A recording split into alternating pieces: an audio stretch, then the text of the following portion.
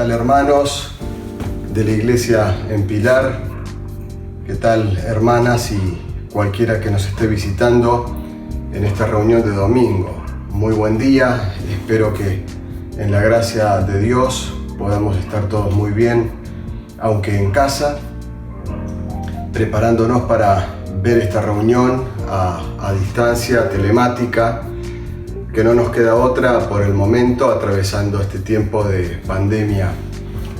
Y queremos darnos la bienvenida mutuamente, desearnos que el Señor nos bendiga en este día. Y vamos a comenzar con una palabra de oración.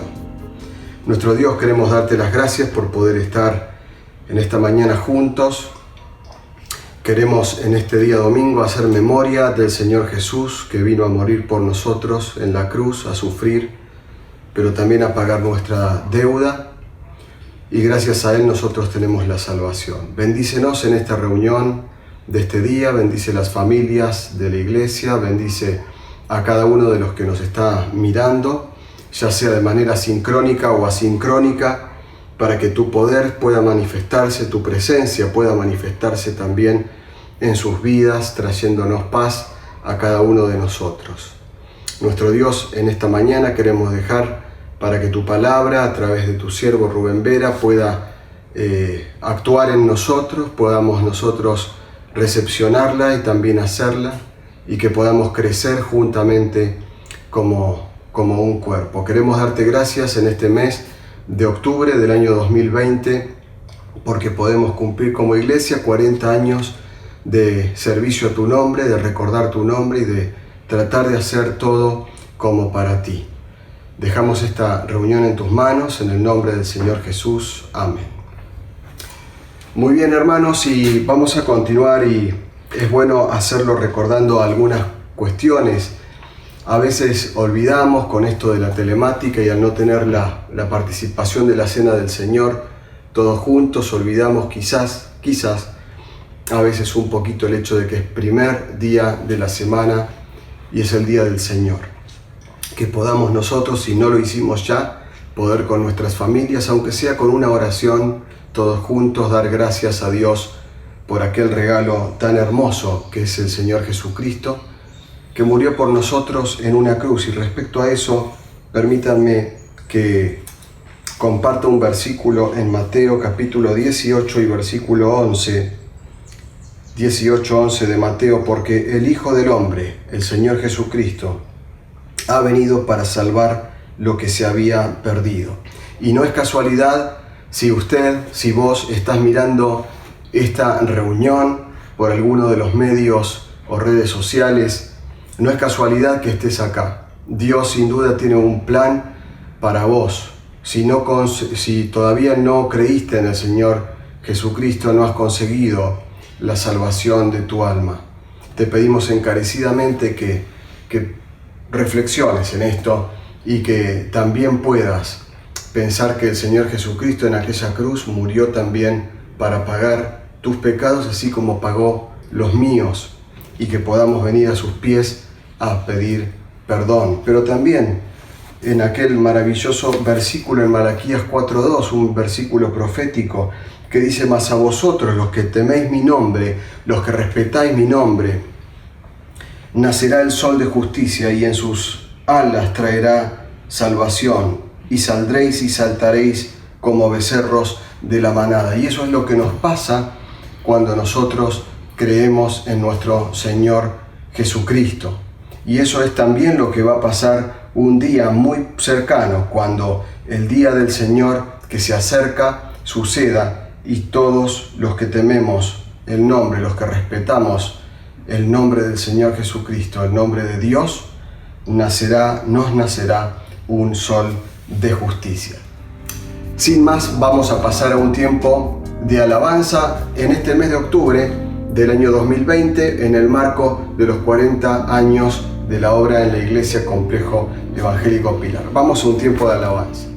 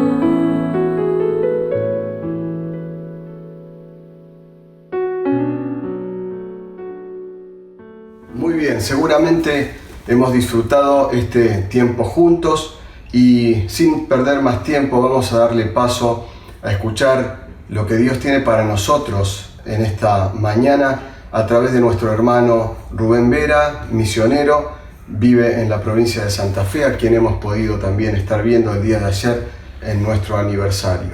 Así que dejamos este tiempo para que Él lo disponga.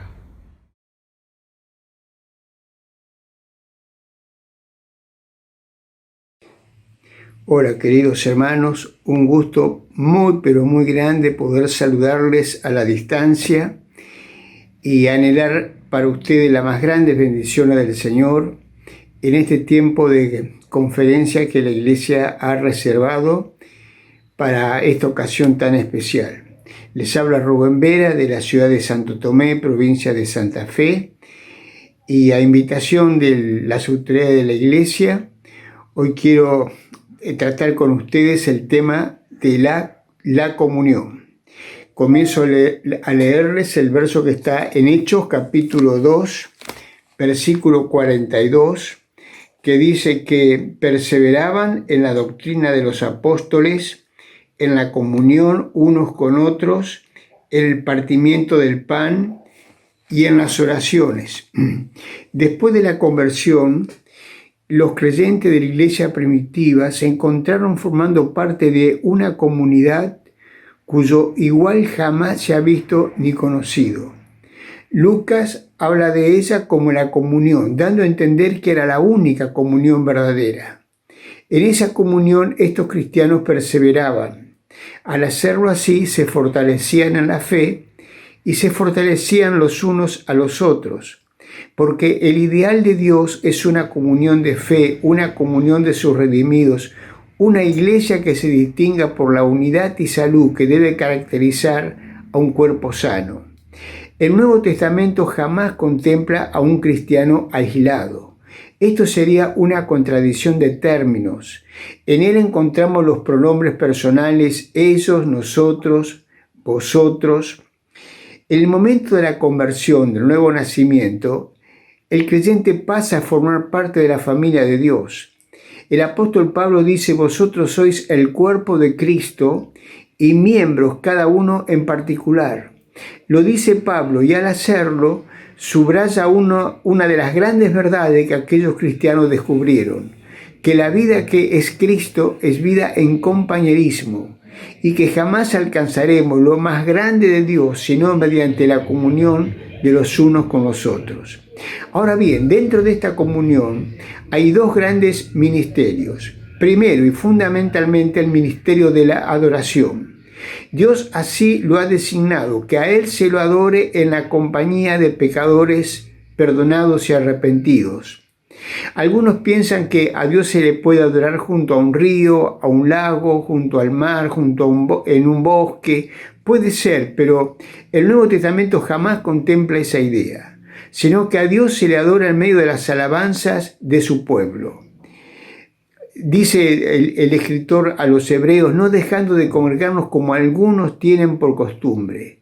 Este es el consejo y el decreto apostólico, que a Dios se lo adore en medio de su pueblo.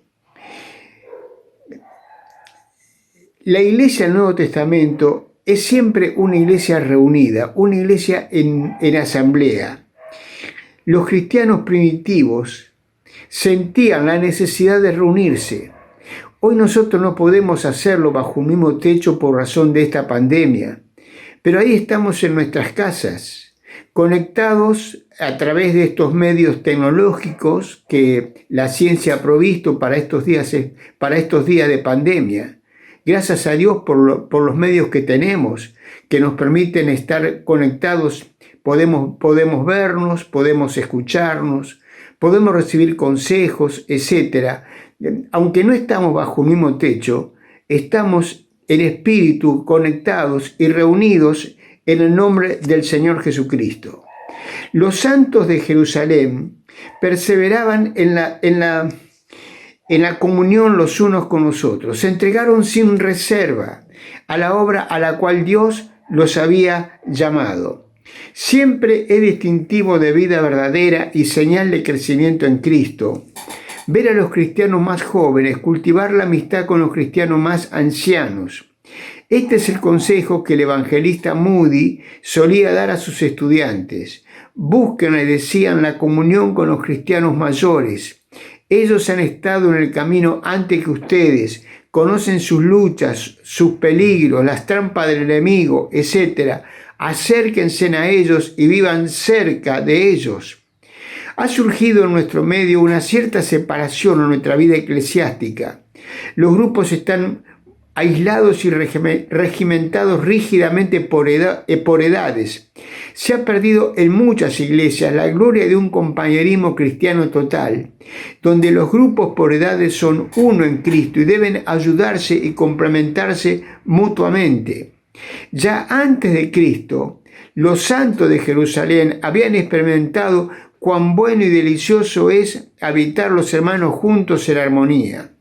La venida del Espíritu Santo hizo la unión más fuerte. La intensidad de su fe y de su amor a Cristo los mantuvo unidos en los lazos de un compañerismo indisoluble. La palabra comunión implica más que mera asociación. Es participación de algo en común. Los cristianos tenemos en común muchas cosas. Tenemos un mismo Padre, un mismo Salvador, un mismo Espíritu Santo, una misma fe, una misma hermandad, una misma esperanza, etcétera, etcétera. Todo esto nos vincula, nos une, establece un contacto, un intercambio, un dar y recibir constante. El cristiano que se aísla y se repliega más que un miembro es un quiste, una anomalía poco saludable. Pasemos ahora de lo general a lo particular. La comunión cristiana es comunión de fe, de conocimiento y de experiencia. Todo lo que un cristiano recibe y aprende debe compartirlo con los demás. Puede hacerlo con las palabras. Es una pena que a veces cuando nos reunimos hablamos de cualquier cosa menos de tópicos espirituales. Es bueno cuando nos reunimos que nos animemos, nos exhortemos, nos edifiquemos los unos a los otros. Pero también podemos hacerlo con nuestro carácter, con nuestra conducta, porque de nada sirve que hablemos, que enseñemos, que prediquemos si nuestra vida no respalda lo que enseñamos. No puede haber dicotomía en nuestra vida cristiana. Tenemos que ser lo que realmente decimos. Es fundamental para la comunión. La comunión cristiana ha de mostrarse también un espíritu de solidaridad, porque la iglesia es un cuerpo. El apóstol dice que en un cuerpo, cuando un miembro sufre, todos sufren con él. Esto es lo que se espera de cada cristiano, por más que a veces choque con el egoísmo propio de nuestra naturaleza humana. Y conste que la solidaridad nacida de la comunión cristiana no es mero sentimentalismo. Es necesario sobrellevar los unos las faltas de otros y cumplir así con la ley de Cristo. Frente a la necesidad de nuestros hermanos, el creyente ha de ser positivo a sus oraciones. Debe agregarle sus palabras de ánimo, de consuelo, de edificación, etc. Claro está que no lo podrá dar si no lo ha recibido primero del Señor. Es muy peligroso que un cristiano débil busque apoyo para su fe en otro cristiano tan débil como él, o en alguien que no tiene la mente de Cristo. El apóstol Pablo, hablando del consuelo de Dios, dice que Dios nos consuela en todas nuestras tribulaciones, para que nosotros también sepamos consolar a los demás. Aplicando el mismo principio a cualquier necesidad espiritual, podemos decir que solamente podemos consolar, edificar a nuestros hermanos en la medida en que nosotros crezcamos espiritualmente. La solidaridad nacida de la comunión cristiana abarca también a las necesidades materiales de un hermano, porque la iglesia está integrada por un conjunto heterogéneo de personas. Hay personas ilustres como Lucas y otros que se encuentran en el último peldaño de la misma escalera como los discípulos pescadores. Hay quienes se encuentran en una desahogada posición económica como parece haber sido Filemón y otros en el último peldaño como parece haber sido Onésimo. Estas y otras distinciones hacen que se produzcan cierto tipo de discriminación en la iglesia. No debe ser así.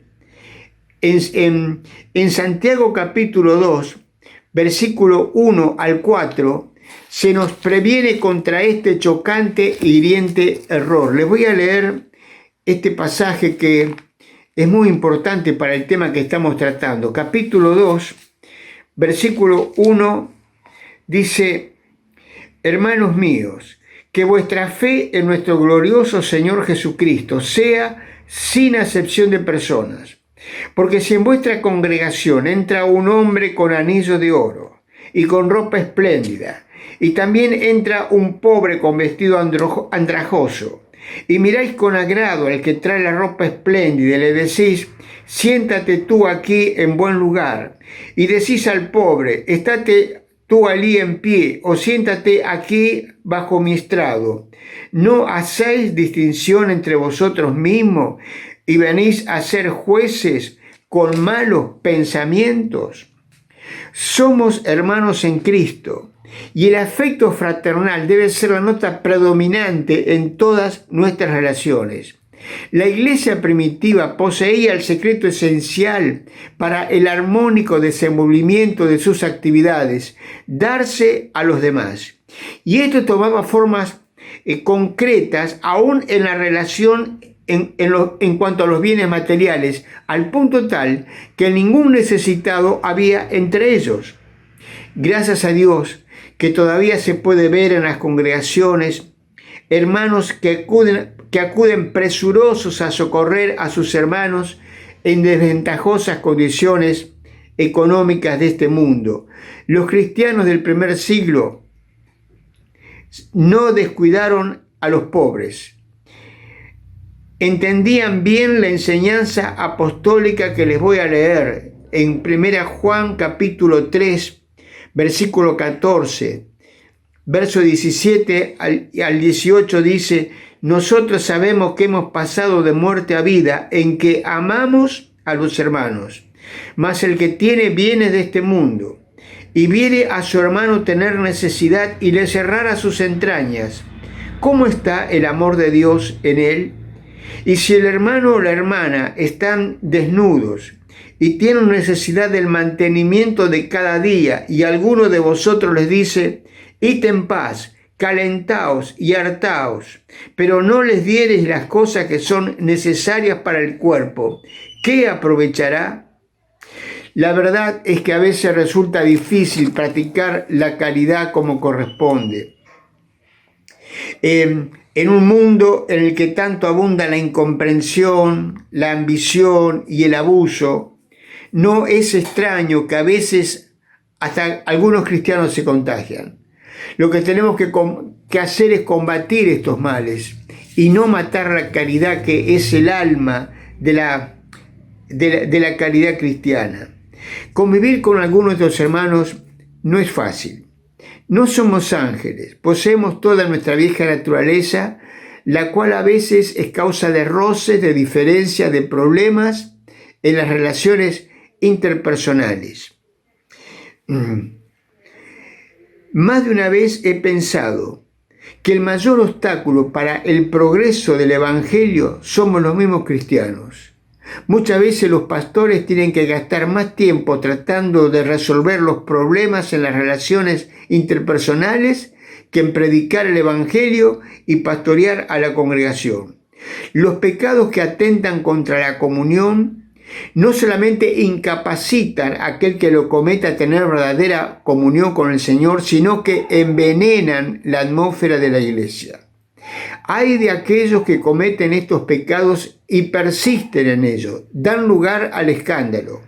Y del que comete un escándalo, dice el Señor, mejor le fuera que se le atase una piedra de molino y se le arrojase en lo profundo de la mar.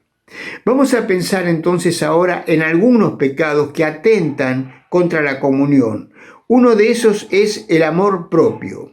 Si a él se le añade una imaginación fecunda y una sensibilidad exagerada, las dificultades aumentan a cada paso.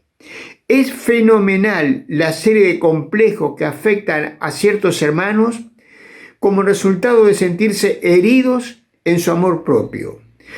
porque no se lo ha saludado, porque no se le ha dado la valía que cree merecer, porque no se lo ha reconocido por el título u oficio que ha podido alcanzar, etc. Entonces ese hermano se repliega, se aísla, se opone a todos, menos a aquellos que alimentan su resentimiento. Su vida interior está roída por una amarga inquietud, por quejas, por palabras improcedentes, y entonces esto envenena la atmósfera de la comunión fraternal. ¿Qué hacer en una circunstancia como esta? Lo más aconsejable es hacer un autoexamen personal. La mayor parte de los problemas con los demás surgen porque nosotros no estamos en el lugar que corresponde estar. Vemos las cosas mal porque nuestro propio ojo está mal. Nos parecen torcidas las actividades de nuestro hermano porque nuestro propio corazón está torcido. Si después de un autoexamen todavía consideramos que se nos trata injustamente, bueno, entonces encomienda tu causa a aquel que juzga con justicia. Como dice la palabra, encomienda al Señor tu camino, espera en Él y Él hará, y examinará tu causa como la luz y tus derechos como del mediodía. Otro pecado que atenta contra la comunión son las ofensas personales. Ya no se trata de apreciaciones más o menos subjetivas sobre motivos humillantes, sino de faltas que constituyen ofensas personales. ¿Qué hacer? Si la falta es breve, lo más aconsejable es perdonar y olvidar, porque todos ofendemos muchas veces. Dice Colosenses capítulo 3, versículo 13, lo que a continuación les voy a leer. Colosenses capítulo 3, dice el verso 13, soportándoos unos a otros y perdonándoos unos a otros si alguno tuviese queja contra otro. De la manera que Cristo os perdonó, así también hacedlo vosotros. ¿Acaso no hemos aprendido a orar, perdónanos nuestras deudas como también nosotros perdonamos a nuestros deudores? ¿O caeremos en la villanía de aquel siervo que, perdonado de una cuantiosa deuda, fue cruel exigiendo el pago de una deuda mucho menor de su consiervo? Puede ser, sin embargo, que la ofensa recibida sea grave. En este caso, un perdón fácil significaría un enraizamiento del mal en el pecador y un descrédito para la iglesia. ¿Qué hacer si la ofensa recibida es grave? Bueno, el Señor nos da instrucciones muy claras en Mateo capítulo 18. Dice, por tanto, si tu hermano peca contra ti, ve y repréndele estando tú y él solos. Si te oyere, has ganado a tu hermano. Mas si no te oyere, toma aún contigo a uno o dos, para que en boca de 2 o 3 testigos conste toda palabra. En este texto, el orden de pasos a seguir es muy importante. En muchas iglesias se evitarían experiencias desagradables si se siguieran estrictamente las recomendaciones del Señor. Antes de hablar de la ofensa recibida con otro hermano, tienes que enfrentarte directamente con el ofensor. Confesar es mucho más fácil que murmurar, pero es mucho más ruin y acarrea muchos daños. Esto nos lleva a otro punto, al punto de las críticas y de los chismes. Hay una crítica constructiva, es inspirada por el amor, regida por la inteligencia y tiene un solo objetivo, el bien de la persona criticada. Se practica de un modo digno, exponiendo directamente a solas a la persona todo aquello que es motivo de corrección, de edificación. Esta crítica se hace no con el ánimo de herir, de humillar, sino de corregir. Es inspirada por el amor. Pudiera Dios levantar muchos de estos críticos en nuestras iglesias. Pero esta crítica es la que apenas se conoce, la que abunda es la otra, la que no nace del amor, sino del despecho, de la envidia, de los celos. En su proceder ese crítico es cobarde, nunca da la cara, habla a escondidas, diciendo lo que es o lo que no es, abultando, exagerando. Y como la persona criticada no puede defenderse, el que critica siempre se queda con la razón. A veces de la crítica se pasa a la acusación, que puede ser difamación. Se agrega la semilla de la duda hacia el criticado por parte de aquel que ha oído la murmuración. Este le agrega su propia salsa. Al final, la víctima criticada llega a ser una víctima descuartizada y guisada, que pasada de boca en boca satisface el paladar carnal de cristianos débiles e inconscientes. Muchas veces el criticado no se entera, pero cuando se entera puede sufrir un grave daño en su fe. Al sentir las dentelladas injuriosas de las bocas que se gozan en la murmuración. Es una tristeza muy grande en la iglesia cuando hay creyentes que caen en este pecado, el de la crítica, en la difamación, porque el daño que hacen al cuerpo de Cristo es muy grande, es tremendo, y el mayor daño se lo hacen ellos mismos. Se ha dicho que el caballo cuando tira del carro no puede cocear y cuando cosea no puede tirar. Así también se ha observado que los cristianos activos, comprometidos con la obra de Dios, no tienen tiempo para criticar. Son los inactivos, los indiferentes, los que pasan tiempo en criticar la falta de los demás. Cuando tiramos barro a una persona es posible que no lo toquemos. Lo que es imposible es que no nos manchemos las manos nosotros mismos. Por eso Santiago dice que la murmuración daña y perjudica a la obra del Señor. Quien es sabio y entendido entre vosotros, muestra a través de su buena conversación sus obras en mansedumbre de sabiduría. Sé tú uno de esos sabios y avisados, que cuando escuches a alguien hablar de otro, criticándolo, murmurándole, tápale la boca. Dile que los cristianos tenemos una historia demasiado sublime de la cual hablar y no tenemos tiempo para andar perdiendo en cuentos, en chismes, en críticas. Y si alguna vez llegas a escuchar que hablan mal de ti, a menos que la ofensa sea grave, en este caso tenemos que seguir los pasos ordenados por el Señor en Mateo 18. La táctica a emplear es la del ojo ciego y oído sordo que recomendaba Spurgeon. Haciendo alusión a la inscripción que había en un castillo, decía: dicen, ¿qué dicen? Que digan. Se dice que el perro que ladraba mirando a la luna se cayó cuando se cansó de ladrar, mientras la luna siguió brillando impertérrita. Así también dice Santiago: todo hombre sea pronto para oír, tardo para hablar, tardo para airarse. Hermanos, hagamos del mantenimiento de la comunión cristiana un objetivo en nuestra vida de servicio. Ustedes saben que entre las abejas obreras hay unas que se llaman ventiladores.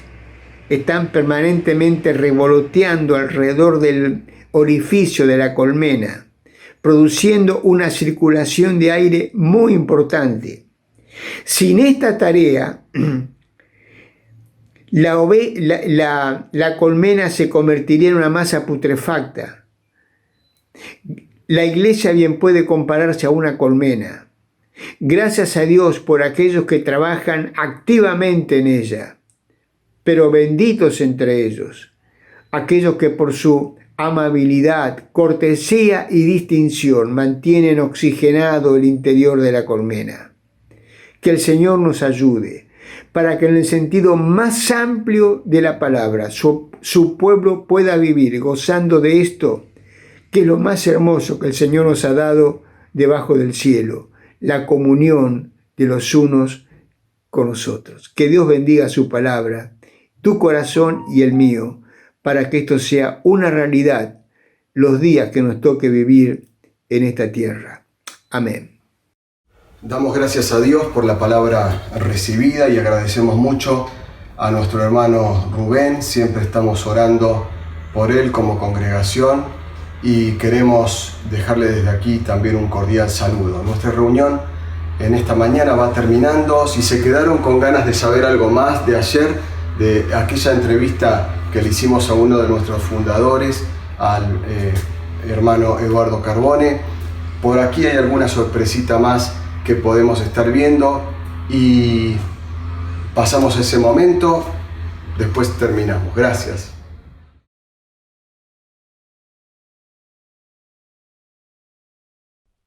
Bien.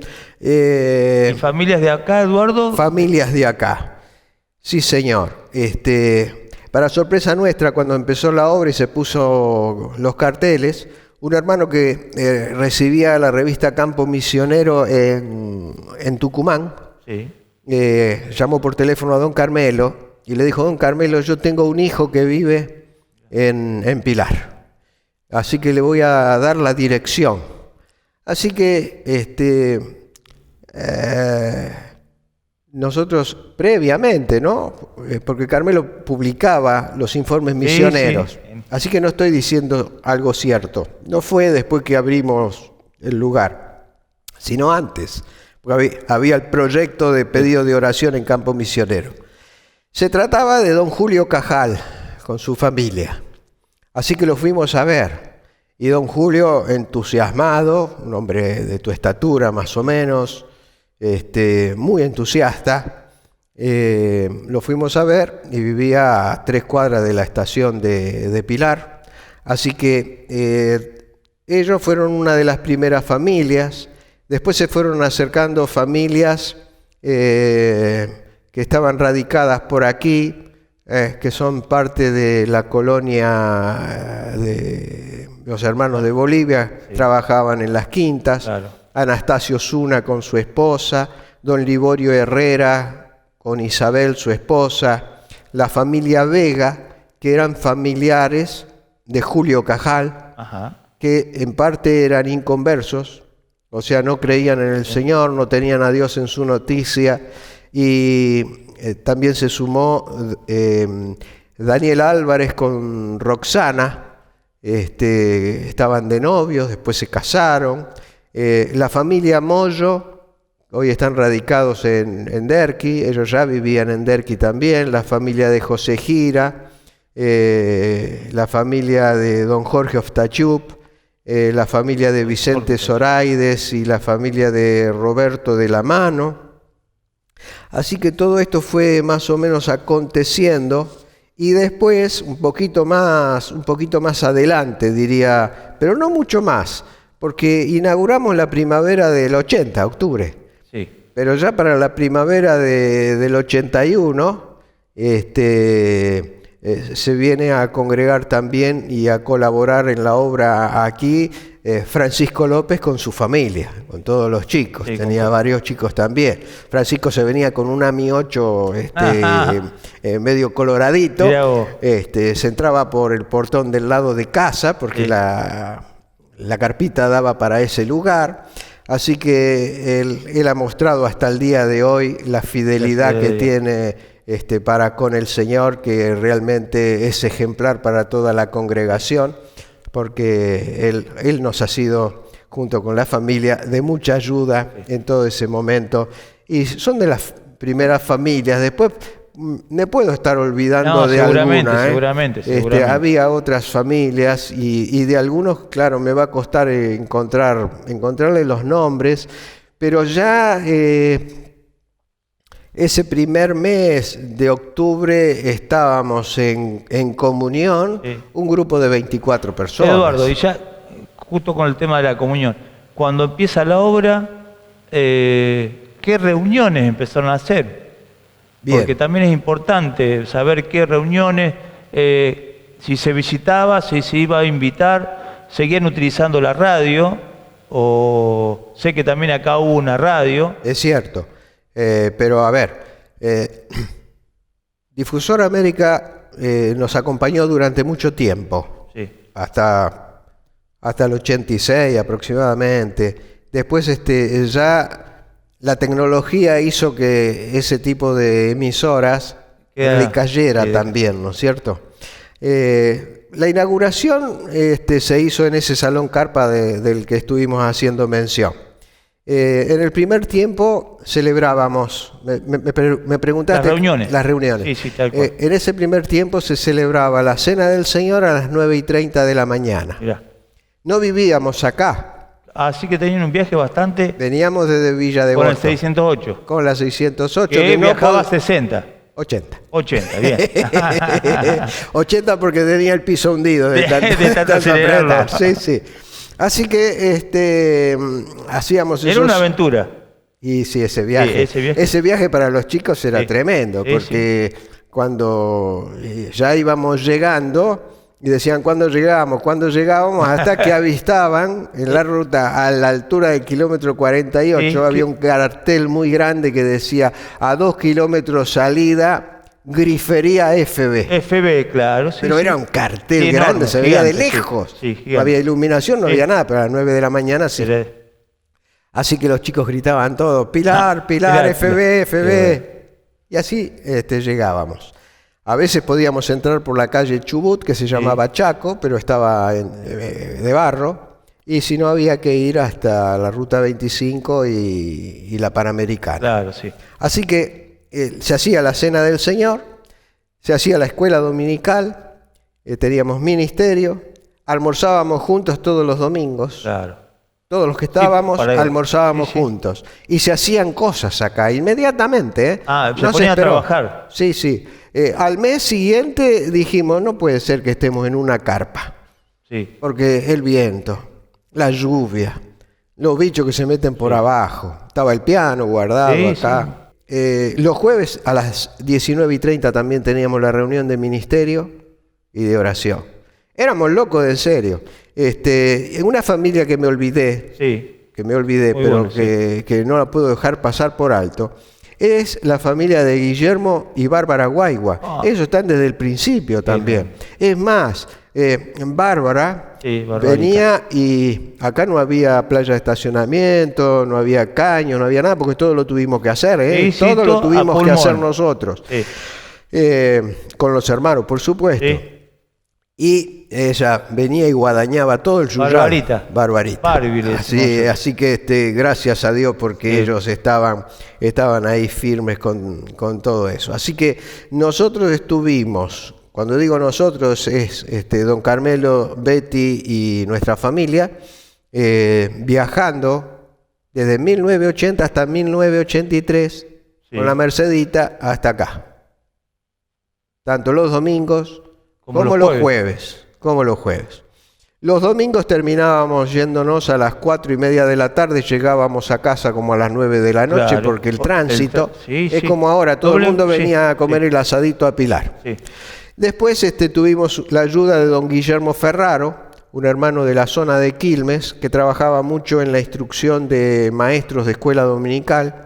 Y tuvimos las jornadas de escuela dominical, fue un tiempo precioso, y en ese mismo tiempo la carpa dejaba de ser carpa, estábamos edificando los laterales, los frente y contrafrente de ladrillo, mampostería y el techo de chapa. Era bajito, bajito, pero ya nos protegía un poquito más, y lo hicimos porque también nos dábamos cuenta de que íbamos a tardar En construir. El dinero que teníamos o la capacidad de nuestro dinero se veía disminuida tiempo a tiempo por el problema económico de la... Sí, habitual de la economía argentina. De lo que sucedía, sí, tal cual. Así que nos deshicimos de todo eso y a partir de allí empezó la construcción. Pero ya lo que hoy conocemos como iglesia y lo que hoy conocemos como escuela era todo lo que iba a ser imprenta y encuadernación.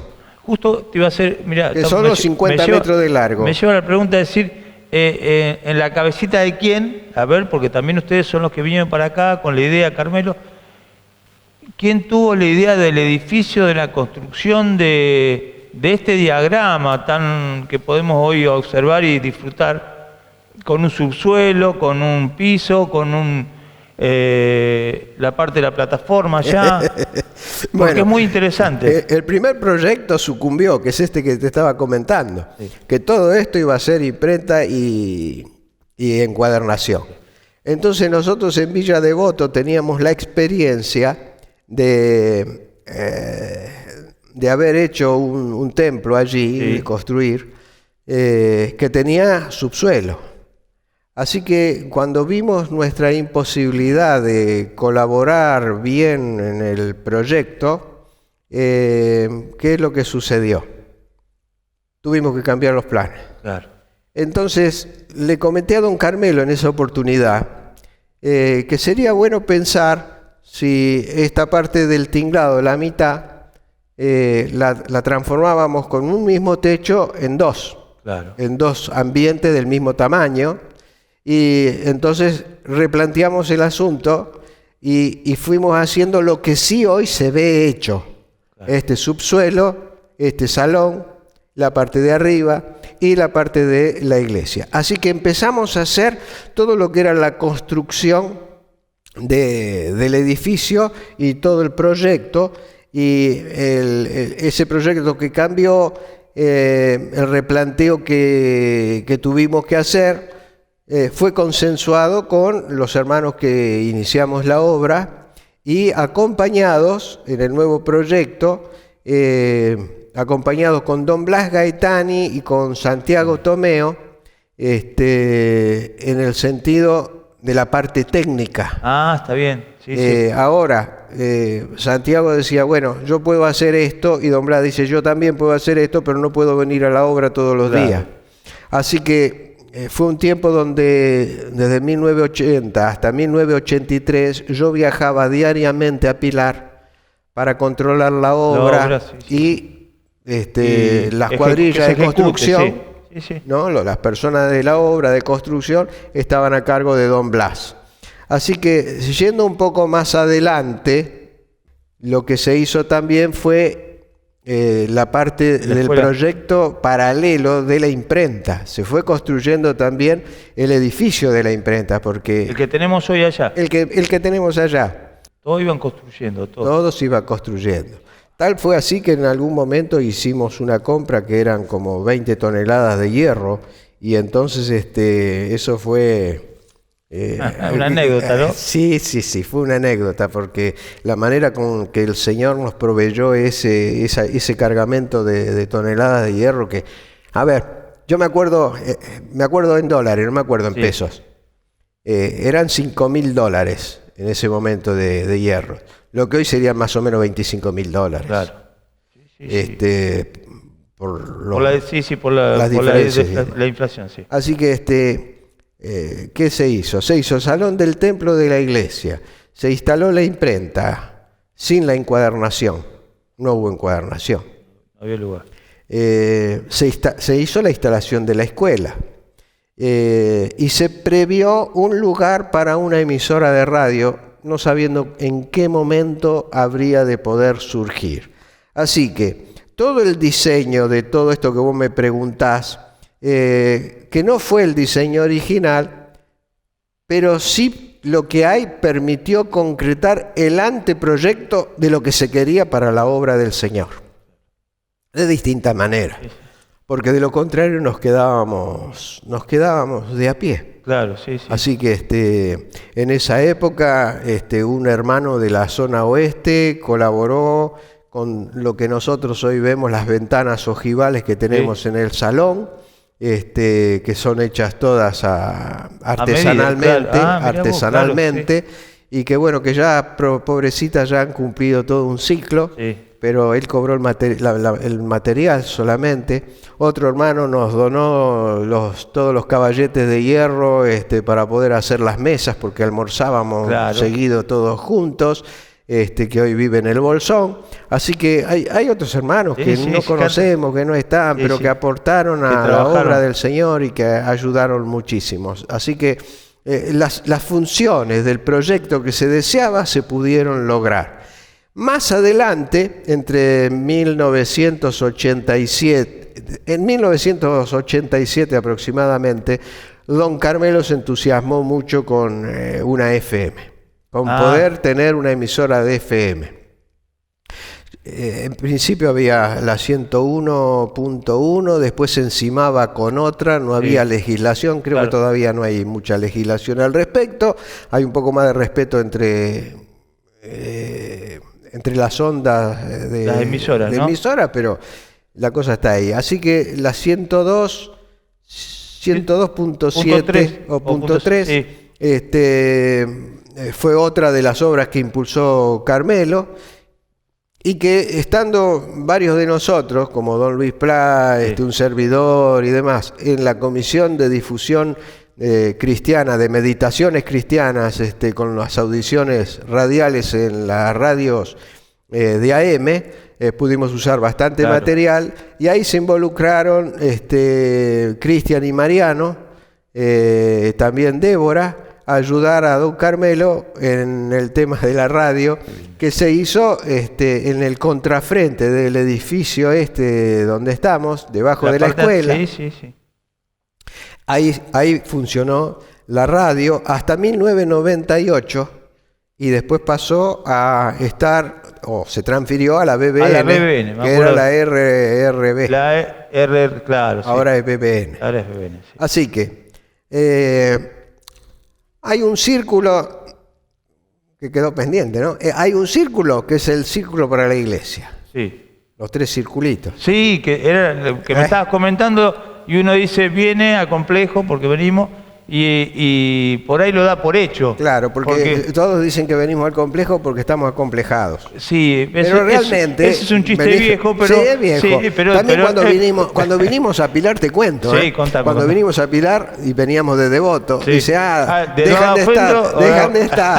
dejan de estar en Devoto para venir a apilar ladrillos. Sí, bueno, se apilaron muchos ladrillos. Gracias a Dios, para la honra del Señor. Pero lo cierto es que un círculo es para la iglesia. Sí. Un círculo es para la obra educacional, para la escuela. Y un círculo es para la obra literaria. La obra literaria es una obra, es decir, no es una imprenta comercial. Sí. La imprenta proviene de la época en que don Carmelo tenía su taller de imprenta. A ver, era su sustento. Sí. Por el año 65, don Carmelo y Betty salen a la obra misionera. Pero no solamente sale él con Betty a la obra misionera, salió con su taller de imprenta. Porque otro hermano le encargó, don Samuel William, que prosiguiera con la imprenta evangélica. Entonces, don Carmelo siguió con la imprenta, con alguien que administraba mientras él salía por el interior a predicar el Evangelio, pero fue un instrumento también de ingresos para la obra, para la fundación, y para seguir manteniendo la imprenta. ¿Por qué? Porque la imprenta, por ejemplo, está abocada a la edición y distribución de himnos y cánticos del Evangelio, porque es el himnario de habla hispana de los hermanos de las asambleas. No es el himnario de nosotros solos, es el himnario que exportamos a Bolivia, a Chile, a Perú, a Colombia, a Venezuela, a República Dominicana. Así que es importante. Después se edita la revista Campo Misionero, se edita el devocional Meditaciones. y los cursos Emaús que también se distribuyen para el Cono Sur. Amigo, hay mucho para hacer en la obra y es imprenta exclusiva de las asambleas. Entonces están todos los títulos que los hermanos pueden ver en www.editoriallec.com.ar. Repetimos, por favor, como en la televisión. www.editoriallec.com.ar. Cuando es Editorial LEC hay dos L juntas, dos L's. Como en la televisión va a salir el Zócalo. Ahí está, muy bien. Así que esa imprenta evangélica tiene 122 años. Ha ido pasando de mano en mano, pero se ha mantenido siempre dentro del margen de las asambleas de los hermanos. Yo le voy a hacer una pregunta en lo personal, ¿no? La idea es, vienen de iniciar la obra, digo, hoy por esta pandemia estamos, aislados, no nos podemos ver, no nos podemos reunir. Es un punto aparte, pero digo, en sus proyectos de inicio de charlar con Carmelo, de sentarse, de orar, ¿eran la obra como la ven hoy? ¿Era su corazón?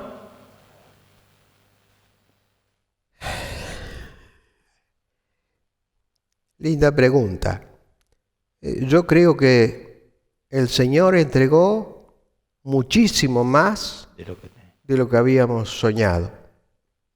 Donde está el monolito y las banderas, allí hay el testimonio de las placas de cada uno de los aniversarios, y así también está la placa fundacional. Debajo de ese monolito está una caja de testimonio, donde está el acta fundacional del complejo, que está en el libro de los 25 años, un facsímil, y en esa caja hay una Biblia también, y quedó allí sepultada. Sí, está en guarda ahí. No sabemos para qué servirá en el futuro, no sabemos si en el tiempo de tribulación y gran tribulación encontrarán ahí la Biblia, la palabra de Dios, pero en ese mismo lugar donde está el monolito, con don Carmelo mirábamos desde allí hacia la ruta y ya estaba en las penumbras de la tarde, entrando la noche, y decíamos, acá va a estar esto, acá va a estar esto y acá va a estar esto. Las tres cosas que yo te mencioné, involucrando la obra educacional, estaba en el corazón. Claro, yo era un pibe joven y acompañaba y arremetía, en lo particular, acompañaba siempre desde mi adolescencia, cuando yo estudiaba, pasaba con el colectivo y veía la camioneta del conjunto de evangelización que viajaba hacia afuera, don Carmelo, y los veía y lo teníamos en la iglesia en oración ese viaje, así que yo pasaba mirando a ver si habían partido o no. Participábamos todos en ese sentido, ¿no? Porque uno orando participa también, acompaña. Claro, justamente. Así que la participación yo creo que es buena, y como muchas veces dijimos durante este año, participación tiene por signo igual otra palabra que es comunión. Cuando no se participa en la congregación, no se puede hablar de comunión. Es por eso tan importante que es valorar la comunión, la intimidad, el poder dejar de lado el individualismo y poder pensar en que todos los hermanos somos unos para otros en edificación. Ahora, cuando yo pierdo de vista la importancia que tiene la participación y tan solamente creo que lo poquito que yo hago ya es suficiente, creo que no. Creo que la iglesia en Pilar tuvo un nacimiento, un embrión misionero. Y creo que debe seguir de la misma manera. Tenemos que seguir predicando a Cristo. Tenemos que seguir cumpliendo con la gran misión que el Señor nos ha dejado. Ese texto que yo estaba comentando, dando vuelta para no olvidar, no me lo puedo olvidar nunca porque es algo que es conocido, pero me había notado acá un simple pensamiento de lo que considero este lugar como una piedra, pero que no fue una piedra de estorbo, sino que fue una piedra que el Señor permitió que colocáramos para hacer una piedra de socorro, una piedra de ayuda, de la cual en su momento, en el libro de Samuel se habla, cuando Dios tuvo que tronar frente a los filisteos para poder librar a los israelitas, y ellos entonces ponen esa piedra, y esa piedra que tiene un significado, Ebenezer, hasta aquí nos ayudó Dios, es la misma piedra que el Señor permitió que hace 40 años se colocara en este lugar. ¿Por qué? Porque el Señor con su voz pudo hacer que los enemigos de la obra y los estorbos puedan sortearse, porque tuvimos muchos estorbos para hacer la obra en este lugar. Costó mucho la obra en este lugar. No voy al aspecto dinerario, voy al aspecto de que muchos de nosotros siendo jóvenes no teníamos compañía, no teníamos pares, no teníamos hermanos de nuestra propia edad, nuestros hijos pasaron por la misma prueba, los otros hijos que fueron viniendo fueron sintiendo lo mismo, pero ya se fueron acompañando, la iglesia fue creciendo. Nosotros estamos contando una parte de la historia, porque por ejemplo, en el principio también había un pequeño coro, un conjunto vocal que con los pocos que estaban se cantaba. Susana los estuvo guiando un tiempo. Después hubo un tiempo donde estuvo el hermano que hoy está en Tarija, en Bolivia. En este momento no recuerdo. Estuvo el año pasado. Que estuvo a cargo del coro, y que después viajó, y después don Carmelo había hablado con Susana para ver si encaraba el coro, y Susana le dijo que si iba a estar a cargo de la escuela no iba a poder hacer ambas cosas. Así que el que perfilaba también como para poder acompañar y guiar en el coro era Pablo, y justamente ahora vamos a estar celebrando los 40 años, y Pablo está dirigiendo el coro de la iglesia, y el coro va a tener también su presentación en esta fiesta de los 40. Así que hay aristas, hay cosas que tal vez a mí se me están escapando involuntariamente. Tal vez vos no me hiciste todas las preguntas, porque también no queremos aburrir a nuestros hermanos oyentes, con una reunión demasiado larga de perorata. Pero me parece que fue necesario escuchar los relatos, y uno se siente grato, y como decías vos, está la piedra que puso el Señor, y nosotros vinimos acá en el año 2007, 2008, y lo que hace la congregación es sentirnos parte de esa piedra. Somos parte del cuerpo, de ese ladrillo que se está construyendo, y eso es muy, muy grato. El Señor obra. Bueno, Eduardo, culminando, dígame, sí. Edgar Mamani. Era el hermano. ¿Cómo van a salir? Van cayendo la ficha, diría. Sí. Mirá, Javier, si todos aquellos hermanos que han pasado por esta iglesia local, y aquellos que pasaron por este lugar y conocieron a Cristo, estuvieran en forma presencial, tendríamos que estar al aire libre, porque no entraríamos en el salón.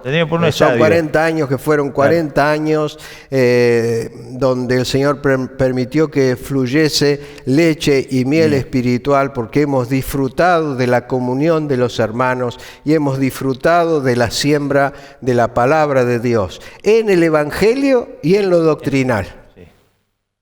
Bueno, Eduardo, ha sido un momento muy agradable, un tiempo muy, muy lindo que hemos pasado, recorriendo la historia del complejo, y a decirle a los oyentes, no se sientan acomplejados. Tenemos que ser orgullosos, estar orgullosos de estar en el complejo. Así es. Con gozo, porque el Señor es el que guía la obra. Gracias por esta entrevista que me solicitaste.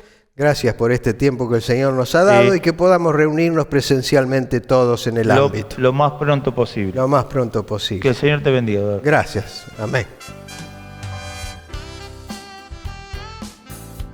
Muy bien, siempre es bueno refrescar la historia, refrescar la memoria, y para aquellos hermanos nuevos también o que nos están visitando virtualmente, es bueno también que podamos saber cómo fue el nacimiento de la obra en el Complejo Evangélico Pilar y dar gracias a Dios por 40 años de servicio en la obra. Hermanos, ya terminamos la reunión, así que nos despedimos. La próxima reunión pautada para la iglesia es el próximo miércoles a las 20 horas.